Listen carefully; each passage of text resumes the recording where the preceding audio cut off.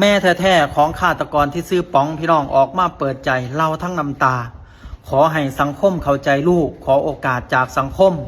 เผยป๋องถือพอทำลายร่างกายตั้งแต่ยังน้อยๆพี่น้องจนเฮ็ดให้มีปัญหาทางจิตใจและบ่ได้กินยาน้องพี่น้อง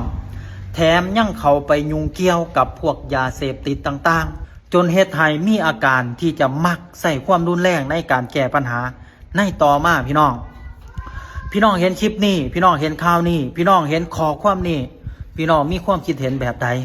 คนแบบนี้ควรที่จะได้รับโอกาสจากสังคมบ่พี่น้องหรือพี่น้องมีความคิดเห็นแบบใด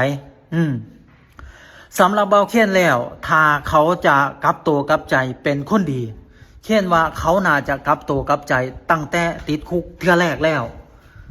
บ่แม่นจะออกมาซ้ำสองซ้ำสามซ้ำสี่แล้วออกมาก่อเหตุแบบนี้เนาะสำหรับเบาเค้นคิดแบบนั้นแต่ว่าพี่น้องมีความคิดแบบใดฝากพี่น้องคอมเมนต์แลกเปลี่ยนความคิดเห็นน้ำพี่น้ำน้องเขาแน่พี่น้องว่าคนแบบนี้สมควรที่จะได้รับโอกาสบ่พี่น้องหลังจากที่แม่ของเขาออกมาขอความเห็นใจจากสังคมขอความเห็นใจจากพี่น้อง